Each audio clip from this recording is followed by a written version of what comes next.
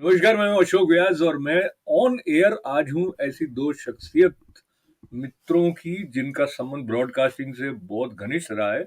और दोनों जब जुड़ रहे हैं ऑन एयर तो हम रेडियो ब्रॉडकास्टिंग के भविष्य के बारे में जो संभावनाएं दिखाई देती हैं और क्या-क्या अनुभव संपदा रेडियो ब्रॉडकास्टिंग के साथ जुड़ी है। तो पहले हमारे वरिष्ठ मित्र मुकुल गोस्वामी जी का स्वागत है। आप बहुत बरस तक रेडियो में नमस्कार रहे सर। भी हैं मुकुल जी, और आपने साथ में एक द ऑडियो वर्ल्ड नाम से भी एक संस्थान स्थापित किया है। और डॉक्टर गोविंद पारिक जी भी हमारे साथ जुड़ रहे हैं। गोविंद जी, आपको नमस्कार सर। कम्युनिकेशन एक्सपर्ट के रूप में भी जानते हैं और रेडियो के साथ हम तीनों का साझा अनुभव रहा है। मैं वर्तमान में, जो लोग इसको बाद में देख रहे हैं, तो मैं कई वर्षों से न्यूयॉर्क में एक टेलीविजन चैनल के साथ जुड़ा हूँ, पर उससे पहले ब्रॉडकास्टिंग का लगभग 12-14 वर्षों का अनुभव मुझे भी रहा है। मैं शुरुआत जब फ्यूचर की तरफ कर रहा हूँ तो अतीत की तरफ थोड़ा-सा जाना भी प्रासंगिक लगता है। मुकुल जी, आप बताइए, एक समय था जब आपने रेडियो जॉइन किया था, कॉलेज से आप निकले थे, उन दिनों में जोधपुर में जिस तरह से रेडियो के प्रति एक सम्मान का भाव होता था, और जी। वो दिन थोड़ा याद करें हमारे साथ। अशोक, बहुत अच्छी बात तुमने कही। उस समय रेडियो हीरोइज्म के दौर पे था। अपने शैशव काल से पार करके युवावस्था में आ गया था। और मैंने वो फैन फॉलोइंग देखी है उनकी कि जब एंकर कहीं जा रहा है तो उसके पीछे लोग भागते हुए आ रहे हैं, टांगे के पीछे भाग रहे हैं, आप रेडियो में हो ना साहब। और मतलब रियल हीरो, जैसे सोशल मीडिया के कह दीजिए या आप फिल्म इंडस्ट्री के कह दीजिए, उससे ज्यादा फॉलोइंग उनकी होती थी। कमरों की आधी-आधी बोरियाँ इनसे पोस्ट कार्ड से भर जाती थी। खत आते थे कि आप ये गाना सुनाइए, वो ये। और जिस ओबी करने के लिए, आउटसाइड ब्रॉडकास्ट करने के लिए जब ये एंकर्स जाते थे गाँव में, तो क्या हुजूम उनके पीछे होता था, उनके खाने-पीने सबकी। सो ऐसे लगता था जैसे कोई फ़िल्म स्टार उस समय आ गया है, और उनकी एक कही हुई बात का इतना ज़बरदस्त अनुभव होता था। आप लोग भी उस दौर के साक्षी रहे हैं। लेकिन मैं जब कैजुअल अनाउंसर था, तो या किसी रिकॉर्डिंग करने के लिए आकाशवाणी जयपुर जाता था, तो देखता था कि उस बाउंड्री में प्रवेश करके ही आदमी अपने आप को इतना गौरवान्वित महसूस करता था कि किसी बहुत बड़े सांस्कृतिक संस्थान में गया है, और वहाँ आपका ब्रॉडकास्ट हो जाना, यानी एक स्टैम्प लग जाना कि आप साहित्यिक जगत से या कलाकार जगत के एक बहुत योग्य आदमी हैं। तो बहुत धन्यवाद है आपका। और वो जो एक माहौल बनता था, भाई रेडियो का आदमी आ गया है और मेरा भी नाम बोल देना, ऐसा लोग आपको कहते थे, पान की दुकान वाले जानते जानते थे। आपको आश्चर्य होगा अशोक, सॉरी काटूंगा मैं। आकाशवाणी बीकानेर में एक लोहे का गेट था। तो रात को गलती से मैं जब उधर से निकला तो भीड़ लगी हुई थी, लाइन लगी हुई थी। तो पता चला कि वो एक प्रोग्राम आता है 10 बजे रात को, आपकी फरमाइश, और चंचल अर्जी जो प्रस्तुत करते हैं उनको पान देने के लिए लाइन में लोग खड़े थे, और पान में अपना नाम लिख देते थे कि भाई फरमाइश देनी है। तो वो वाले दिन थे। गोविंद जी, आपके पास आने से पहले मैं फिर हमारे ऐसे दर्शक जो कि रेडियो के उन दिनों से परिचित नहीं है, तो यूट्यूब नहीं था, टेलीविजन के चैनल्स भी कम थे, तो आपका नाम रेडियो में आना, फरमाइश करने वाले श्रोताओं के नाम है मुकुल गोस्वामी, गोविंद पारिक, तो लोग वेट करते थे कि अब ये मेरा नाम बोलेगा, वो बड़ी बात होती थी। उन्हीं दिनों के आसपास से निकलते हुए गोविंद जी, जब आपने रेडियो ज्वाइन किया, क्या खास आपको लगता है रेडियो की इमेज उन दिनों में थी? अशोक जी, जैसा अभी मुकुल ने कहा, बहुत रेडियो वाकई उस अपना स्वर्णिम दौर था। मैंने रेडियो शुरुआत की थी 1981 में, जब मैं फर्स्ट ईयर में पढ़ता था। और जब कॉलेज में एक बार कहीं कॉलेज के नोटिस बोर्ड पर चिपका हुआ था कि रेडियो कार्यक्रम देने के लिए कुछ व्यक्ति युवाणी के लिए जरूरत है एंकर्स की। मैं वहां गया आकाशवाणी के स्टूडियो जाकर के मैं एकदम शानदार उस माहौल को देख करके बहुत ही रोमांचित हुआ। और मुझे लगा कि ये वो ऑर्गेनाइजेशन है जिसके साथ मुझे जुड़ना चाहिए। मैं उसमें युवाणी कार्यक्रम के साथ जुड़ा। कालांतर में मैंने रेडियो जब आकाशवाणी जोधपुर को ज्वाइन किया, और जैसा अभी भाई मुकुल ने बताया, ये बात एक और दौर में उसमें स्वर्णिम दौर के साथ साथ महत्वपूर्ण बात ये भी है कि बतौर कम्युनिकेशन मीडिया के तौर पर जो रेडियो की इफेक्टिविटी है वो अपने पीक पर थी। रेडियो पर अगर किसी ने कोई बात कही है, उस बात को सत्य माना जाता था। और मैं इस घटना में एक चीज और जोड़ना चाहूंगा। पिछले दिनों राइटर्स, अभी अमेरिका में राइटर्स ने एक सर्वे किया, और उस सर्वे में उसने विश्वसनीयता की जांच की social media, print media, electronic media, और इलेक्ट्रॉनिक मीडिया को भी उन्होंने रेडियो, टेलीविजन दोनों में अलग-अलग सेपरेट करके देखा। तो आपको ये जानकर आश्चर्यजनक प्रसन्नता होगी कि रेडियो की विश्वसनीयता आज भी बरकरार है।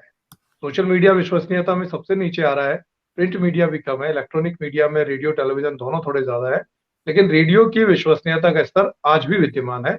और मुझे लगता है कि जो आपने विषय चुना है, रेडियो का भविष्य, वो हो सकता है कि रेडियो, अब हम रेडियो एक बॉक्स के रूप में ना सुन करके मोबाइल से रेडियो सुने, लेकिन रेडियो का भविष्य निश्चित रूप से उज्ज्वल है। तो रेडियो के भविष्य की तरफ जाने से पहले जैसे आपने कहा कि आपको ये जानकर प्रसन्नता होगी कि रेडियो की विश्वसनीयता सर्वोपरि, ऐसा हुआ नहीं भी, मैं तो टीवी का आदमी हो गया हूँ काफी बरसों से। पर विश्वसनीयता है मुकुल जी, तो क्यों विश्वसनीयता है? और आपने कई कार्यक्रम ऐसे किए थे जिन कार्यक्रमों में आप जनता के साथ जुड़ते थे, कोई मुद्दा उठाते थे। बीकानेर आकाशवाणी में रहते हुए भी आपने कुछ ऐसे काम किए, और आप, मुझे लगता है, एक धारा प्रवाह अपने उन संस्मरणों को लिख भी रहे हैं रेडियो के दिनों के। तो कोई एक संस्मरण ऐसा जिसमें आपको लगता हो कि रेडियो ने, जैसे हम कहते हैं भाई, मीडिया ट्रांसफॉर्मेशन का एक मीडियम बनता है, ऐसा कोई आपका अपना अनुभव मुकुल जी? अशोक, सबसे ज्यादा क्रांति रेडियो में जो आई ना, मतलब जिस हम बात कर रहे हैं इतिहास की, वो तो गौरवशाली था ही। लेकिन फोन इन के प्रवेश के बाद रेडियो की जो, पहले आपको याद हो तो ओबी करने के लिए लोग जाते थे, तो एक बड़ा सा स्टूडर या मेल्ट्रॉन रिकॉर्डर लेके जाते थे, फिर वहाँ इंटरव्यू रिकॉर्ड करके आते थे, स्टूडियो पहुंचते थे। और ब्रॉडकास्ट जब होता था तो एक बहुत बड़ा पीरियड निकल जाता था। आप किसी गांव में गए हैं, दूसरे दिन आप पहुंचे हैं, फिर स्टूडियो में आपने एडिटिंग की है, तो ब्रॉडकास्ट में एक टाइम होता था। फोन आने के बाद से जब फोन इन सेटअप लगे, तो एक जीवंतता जो रेडियो ने पाई, त्वरित तुरंत, मेरा अभी नाम के लिए आपने पोस्ट कार्ड डाला, 5 दिन में पोस्ट कार्ड पहुंचा, 15 दिन के बाद इंक्लूड हुआ, तो यू डोंट नो दैट कि वो ब्रॉडकास्ट होगा या नहीं होगा, कब होगा। इनसाइड सोर्स से आप पता लगा लेते थे कि आज फरमाइश में मेरा नाम है या नहीं। फोन आने के बाद गजब उसमें परिवर्तन आया। लोग फोन की लाइंस पे, मोबाइल आने के बाद मैसेज दे के, मतलब मुझको याद है कि आकाशवाणी जोधपुर में मैंने अपना नंबर अनाउंस किया है और ब्लॉक हो जाता था। 500 SMS उस समय बॉक्स बंद हो जाता था पूरा। तो वो दौर जो था उसके भी हम साक्षी हैं। वो एक परिवर्तन का दौर था जिसमें गोविंद भी शरीक है। सो फोन इन ने एक बहुत बड़ी क्रांति लाई। तब हमें लगा कि क्योंकि परिवर्तन का दौर है, तो अखबार अगर आपके साथ हो जाए, दूरदर्शन आपके साथ हो जाए, और तीनों मीडिया अगर किसी चीज पे अटैक करते हैं, किसी समस्या पर, गांव की या प्रशासनिक किसी मुद्दे को उठाते हैं, तो भयंकर उसका प्रभाव पड़ता है। यूनिसेफ ने एक सेमिनार की थी, वर्कशॉप की थी नारू रोग वालों पे, तो उसमें सारे मीडिया वालों को उन्होंने जोड़ लिया था ताकि उसकी इफेक्टिवनेस बढ़े। तो ये देखते हुए हमने, मुख्यमंत्री जैसे ही अशोक गहलोत बने थे, वो बहुत संवेदनशील थे, पारदर्शी थे, तो उनको हमने फोन इन के माध्यम से पूरे राज्य से जोड़ने की बात की। 5 आकाशवाणी के केंद्रों के लोग वहां पर एकत्रित हो गए थे, स्टूडियो में भी एकत्रित थे और फोन से भी करते थे। तो 6 महीने बाद ये प्रोग्राम हुआ था। मुझे जान के बड़ा उस समय आश्चर्य हुआ कि उनके एक मित्र थे, कमल श्रीमाली जी, तो उन्होंने कहा मुझे इस रेडियो ने 6 महीने बाद अवसर दिया है कि मैं उनसे बात कर पा रहा हूँ। मेरे मित्र हैं वो, लेकिन 6 महीने से मुख्यमंत्री बनने के बाद मेरी बात नहीं हो पाई। आज पहली दफे फोन इन पे क्योंकि मुझे सीधा उनसे मुखातिब होना हुआ, इतनी जन समस्याएं आई, इतने लोगों की, तो मतलब मुकुल जी, जी। कोई एक संक्षेप में यदि आप संकेत करें, क्योंकि मुझे पता है आप कई इस तरह के जागरण जैसी उससे जुड़े रहे थे, कोई एक संकेत जिससे आपको बहुत संतोष मिला हो? देखिए, ये आपको याद हो तो मंजीत सिंह, डॉक्टर मंजीत सिंह थे जो म्युनिसिपैलिटी कमिश्नर थे। उन्होंने जोधपुर में पूरी, ये जयपुर की पूरी सड़कें तोड़ के, दुकानों में जो भी अतिक्रमण था उसको नष्ट भस्ट कर दिया था। और मुख्यमंत्री के मामा की दुकान, भांजे की दुकान, मतलब इतना कंट्रोवर्सी हुआ था वो उस समय कि वो बुलडोजर लेके जैसे ही चलते थे तो ऐसा लगता था कि भाई अब किसको छोड़ेंगे किसको। हमने उनको जब रेडियो में बुलाने की सोची तो बहुत बड़ा टास्क था। वो, उनको बहुत डर था कि भाई पब्लिक बहुत गाली देगी हमें, बहुत आलोचना होगी क्योंकि मैंने इतने अतिक्रमण तोड़े हैं। बड़ी मुश्किल से हम उनको किडनैप करके स्टूडियो तक ले आए। आपको आश्चर्य होगा सर, 1 घंटे में अशोक, इतनी पब्लिक ने उनको हीरोइज्म वाली स्थिति पे ला दिया। एक भी आदमी ने उनको ये नहीं कहा कि आपने कोई गलत काम किया है या हम इसके पीड़ित हैं। तो उनको विश्वास ही नहीं हुआ कि यार मैं ये कभी सपने में भी नहीं सोच सकता था कि आकाशवाणी के माध्यम से मुझे जनता का ये सत्य जानने को मिलेगा। मैं तो डरा हुआ था ब्रॉडकास्ट में आने से पहले कि पता नहीं मुझे कितनी गालियां मिलेंगी। तो तो ये गालियों जो से आगे गालियों से आगे तालियों की तरफ ले जाने में जो योगदान आपने उस मंच के माध्यम से बनाया, उसके लिए आपको बधाई देते हुए, गोविंद जी, हम जब रेडियो की बात करते हैं तो एक तरफ एंटरटेनमेंट का भी इसमें स्थान है, इन्फॉर्म करने की बात भी है और एजुकेट करने की बात भी है। इन तीनों में से एंटरटेनमेंट पे रहें तो आपको क्या लगता है, जो रेडियो की एंटरटेन या एंगेज करने की कैपेसिटी है, वो पहले जैसी थी, उसके कहीं आसपास अभी तक है? आगे क्या आप एंटरटेनमेंट के हिसाब से रेडियो का भविष्य देखते हैं? आपने सही कहा कि रेडियो का जो मकसद है वह सूचना, शिक्षा और मनोरंजन। उद्देश्य अगर रेडियो को कहें तो सूचना, शिक्षा और मनोरंजन। रेडियो शुरुआत उसकी हुई शिक्षा से, सूचना के ऊपर केंद्रित रहा, और आज का दौर अगर हम देखते हैं रेडियो का तो वो केवल एंटरटेनमेंट का रह गया है।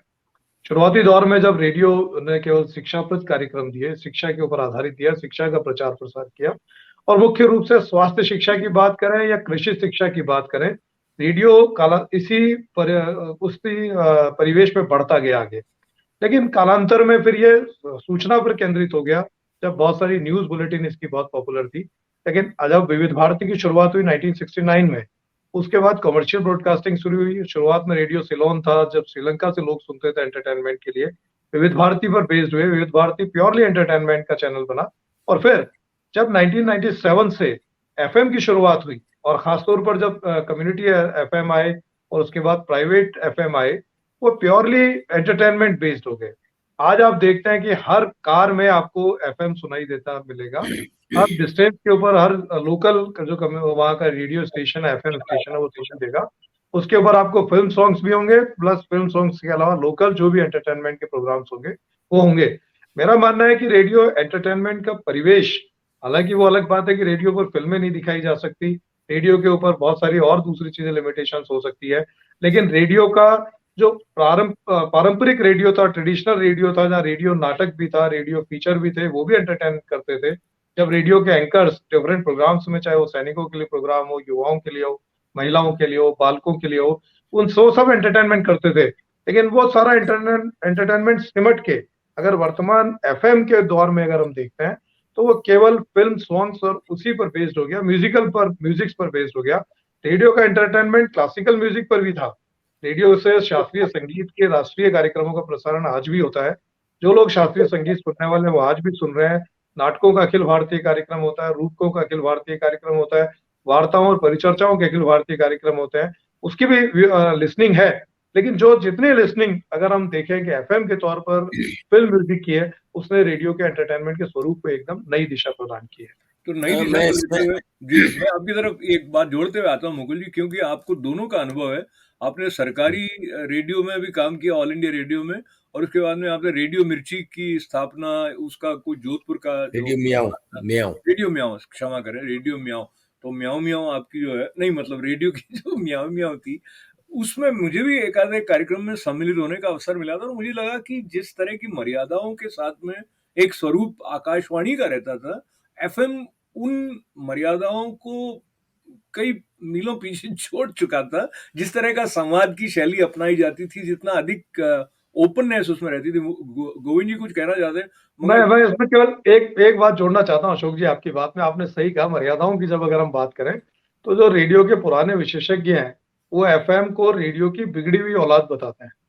वो कहते हैं कि कहने में संकोच पहले किया था, और मैं इसका सर्वथा विरोध इसके ऊपर करूंगा। पहले रेडियो जब आकाशवाणी लोग सुनते थे, रेडियो सुनते थे शुद्ध हिंदी के लिए, रेडियो सुनते थे शुद्ध उच्चारण के लिए, रेडियो सुनते थे वो अपनी वॉइस के अच्छे मॉड्यूलेशन करने के लिए। ये सारी विशेषताएं रेडियो की थी, लेकिन वो एफएम के रेडियो जॉकीज में नहीं है।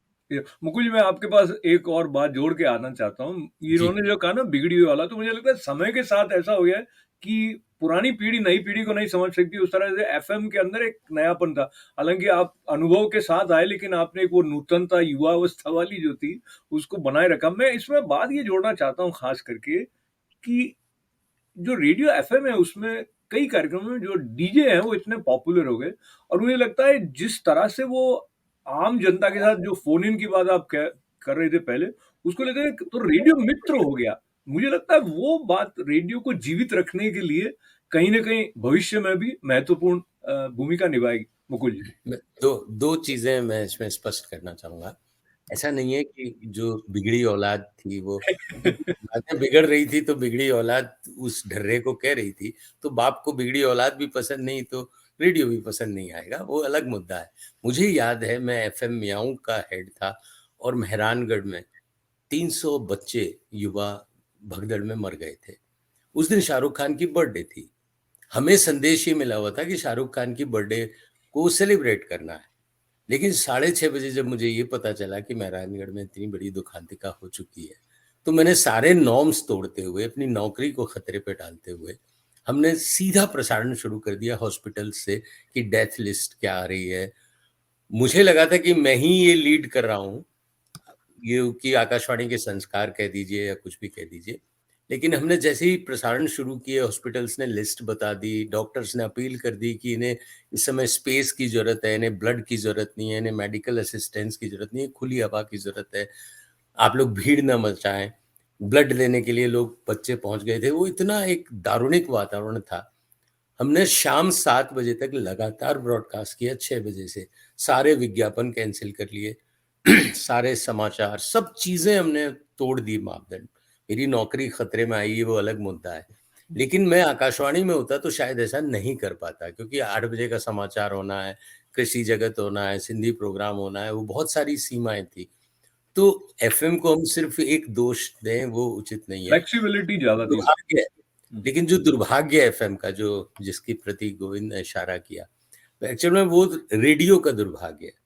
रेडियो में आपने कहा कि फरमाइश होती थी, रेडियो में आपने कहा ओबी होती थी, खेती की बातें होती थी, आप उसका मैक्सिमम पार्टिसिपेशन देखते थे तो पब्लिक पार्टिसिपेशन 70% होता था। एक फरमाइशी कार्यक्रम में 100 लोगों के नाम आते थे, तो वो 100 लोगों को और सुनाते थे। अब आप कैलकुलेट करोगे तो आज के एफएम में बाहर का आदमी कौन है? एंटरटेनमेंट के नाम पे आप ही की भड़ास, आप ही की बातें, आप ही के जोक, आप ही को मैं सुनूंगा तो कब तक? पब्लिक पार्टिसिपेशन के सारे दरवाजे इस एफएम इंडस्ट्री के आने के बाद बंद हो गए। तो जब आप अपने मैं को ही सिर्फ प्रसारित करोगे, दूसरों के मैं को नहीं आने दोगे, तो आपका जो लिसनिंग है वो नीचे जानी ही है, जानी ही है। मुकुल जी ने पहले जो रेडियो पहले रेडियो कलाकार बनाते थे। सुगम संगीत का आर्टिस्ट अगर बी हो जाता था तो बी हाई करने के लिए जान देता था, और उस बी हाई से ही उसको स्टेज में दूसरी जगह शो मिलते थे। अब क्या कोई रेडियो ऐसा है जो कलाकार बनाता है, कलाकार की खिल्ली उड़ाता है? सो परिवर्तन ये जो हुआ वो बहुत ही मतलब रेडियो के लिए प्रश्न चिन्ह बन गया। इस प्रश्न चिन्ह को लेते हुए मैं दूसरी तरफ जाऊं तो एक तो जब इन्होंने मैं की बात की तो मुझे पता नहीं क्यों ऐसे गोविंद जी एक मन की बात याद आ गया, और मन की बात को लेते हुए प्रधानमंत्री नरेंद्र मोदी जी के द्वारा जो अभिव्यक्ति है उसमें रेडियो को एक सेंटर में फिर से लेकर आ गए, ऐसा किसी स्तर पर कहा जा सकता है। हालांकि बहुत लोग उस मन की बात को भी यूट्यूब पर सुन रहे होते हैं, वो बात एक अलग है। पर राजनीति की दृष्टि से भी रेडियो का महत्व है। ये प्रसारण भारती और जो सरकारी तंत्र का रहा वो भी है।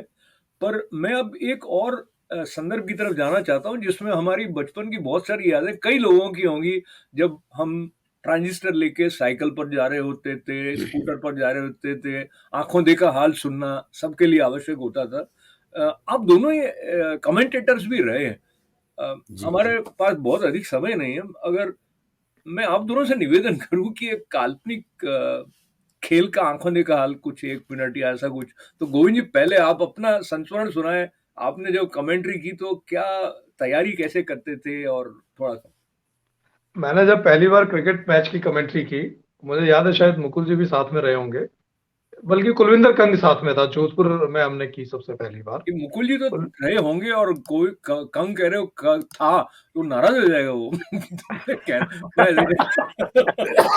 तो मुझे याद है कि जब हम ऊपर बैठ करके खिलाड़ियों, क्योंकि ये जब आप इंटरनेशनल मैचेस की करते हैं तो सामने टेलीविजन है, आप दूर से बहुत अच्छे से खिलाड़ियों को पहचान सकते हैं। मुझे याद है कि ऊपर से मुझे कपिल देव, दिलीप वेंगसरकर में अंतर नजर नहीं आ रहा था जब वो फील्डिंग कर रहे थे, और सबसे ज्यादा मुश्किल ये आ रही थी, हालांकि मैंने वो सारे रटे हुए थे फील्ड पोजीशन कि ये फॉरवर्ड शॉट ले गए और इधर ये लॉन्ग ले गए और सारी चीजें, लेकिन जब लेफ्ट हैंड बैट्समैन आ रहा था तो वो तारतम्य एक बार पहली बार में मुझे बड़ा मुश्किल हो रही थी। तो मैं फिर कोशिश कर रहा था कि जब मेरा साथी कमेंटेटर करे, मैं बिना चुपचाप उसको चीज को बहुत देर तक एहसास करता रहा कि मैं कमेंट्री मन ही मन कमेंट्री करता जा रहा हूँ और मैं उसको ऑब्जर्व करता जा रहा हूँ। फिर जब मेरा टर्न आया तो फिर मैंने शायद थोड़ा ठीक से करने लगा। थोड़ा सा ऐसे करके बताइए, अनेक रोचक स्थितियां हैं, और खासतौर पर हमने आप हैंडबॉल थोड़ा और सा करके टेनिस बताइए। करने के लिए मुकुल जी को दिया जाए, क्योंकि वो रेगुलर प्रैक्टिस में है। मैं केवल मुकुल जी की उसी बात को कंटिन्यू करना चाहता हूँ कि रेडियो अब, जब डायरेक्ट कम्युनिकेशन और इनडायरेक्ट कम्युनिकेशन, बतौर कम्युनिकेशन एक्सपर्ट आपने मुझे इंट्रोड्यूस किया है, तो मैं एक बात और जोड़ना चाहूंगा कि पहले रेडियो से जब डायरेक्ट कम्युनिकेशन नहीं होता था, किसी भी जो भी मोड ऑफ मीडिया है, उसमें अगर वो इनडायरेक्ट कम्युनिकेशन है तो शायद उतना इफेक्टिव नहीं है जितना डायरेक्ट कम्युनिकेशन हो। आज हम और आप बात कर रहे हैं डायरेक्ट कम्युनिकेशन में, अगर हम अपने लिसनर्स के साथ में डायरेक्ट कम्युनिकेट कर रहे हैं, हमारे पाठकों के साथ डायरेक्ट कम्युनिकेट कर रहे हैं, रेडियो की लिमिटेशन थी कि डायरेक्ट कम्युनिकेशन नहीं हो पाता था, लेकिन जब फोन इन हुआ तो वो डायरेक्ट कम्युनिकेशन शुरू हुआ। चलिए एफएम लिमिटेशन से, लेकिन अब वो भी बढ़ा रहा है, वो भी निरंतर रूप से बढ़ा रहा है। तो समय का सम्मान करते हुए मुकुल जी, मेरे आग्रह को आप थोड़ा सम्मान दीजिएगा, मैं थोड़ा सा आप इसके बांध साथ ही दीजिएगा। हाँ एकदम हाँ अशोक, कमेंट्री तो मैं कर ही दूंगा। मेरे सामने गोविंद हैं जो कि बहुत ही खतरनाक बॉलिंग करते हैं, उनकी गेंद पे डक करने के अलावा आपके पास कोई उपाय नहीं है।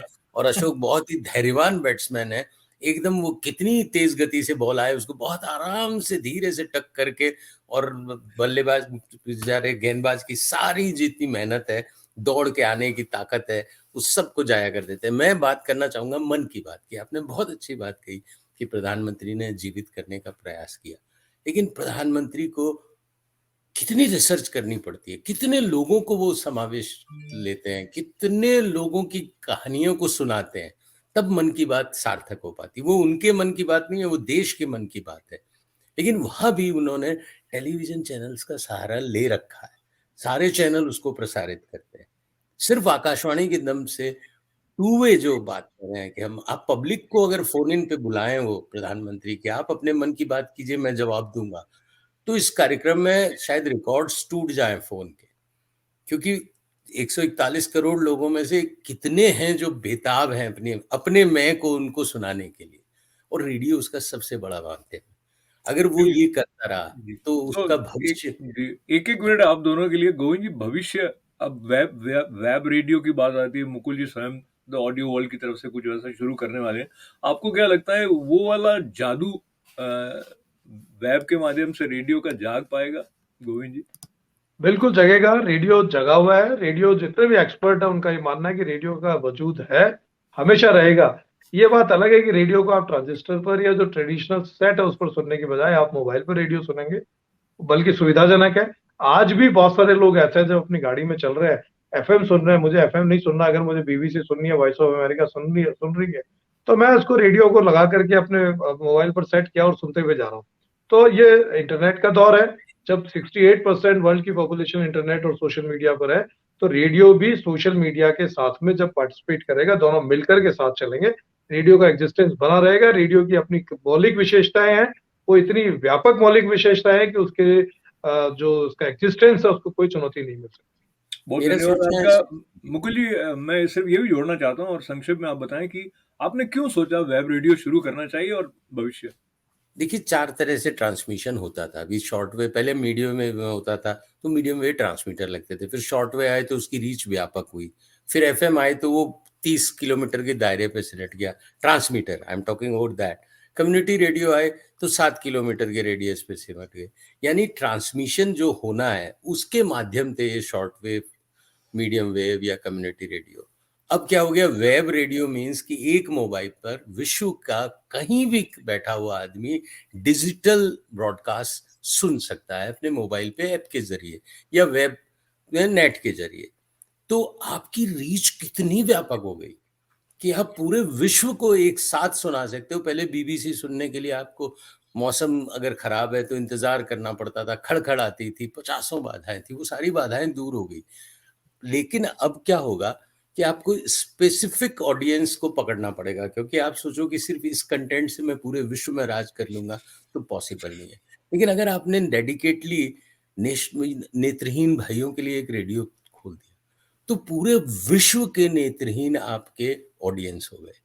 आपने अगर क्लासिकल म्यूजिक को डेडिकेट करता हुआ एक पूरा चैनल खोल लिया, स्पोर्ट्स को खोल, सो ये छोटे छोटे वेब रेडियो, क्योंकि इनका ऑपरेटिव कॉस्ट इतना नहीं है, स्टूडियो तो चाहिए इनको, लेकिन प्रसारण को जो टेलीकास्ट करने के कॉस्ट हैं वो इतने नहीं है। तो ये आने वाले कल के बहुत, जैसे गोविंद है, इसमें अनूठी प्रतिभा है कम्युनिकेशन की, he can start his own radio, जो सपना था। एक बिजनेस हाउस के बगैर कोई रेडियो खोलने की सोच नहीं सकता, लेकिन वेब रेडियो आने से दुकान हर आदमी खोल सकता है। तो अपने दुकान खोलने थॉट्स के वाले को पता होना चाहिए कि कब बंद कर देनी चाहिए। मतलब समय की सीमा का सम्मान करते हुए जब हम इस बातचीत को समाप्त कर रहे हैं तो बड़े आप बड़े दोनों के साथ महारथियों के साथ समय नहीं होता, वो टेस्ट मैच खेलते हैं, तुम T20 की आशा करो। तो आप दोनों के साथ ये अपने दर्शकों तक पहुंचाते हुए कि जितनी ज्यादा संभावनाएं हैं उतनी अधिक चुनौती इस बात की है कि आप अपने दर्शक या श्रोता को बांध कर कैसे रखें। तो उस चुनौती का सामना कैसे किया जाए, इसके बारे में इन दोनों के साथ एक क्रम चर्चा का हम और रखेंगे। गोविंद पारिक जी और मुकुल गोस्वामी जी का बहुत बहुत आभार है। फिर मुलाकात होगी।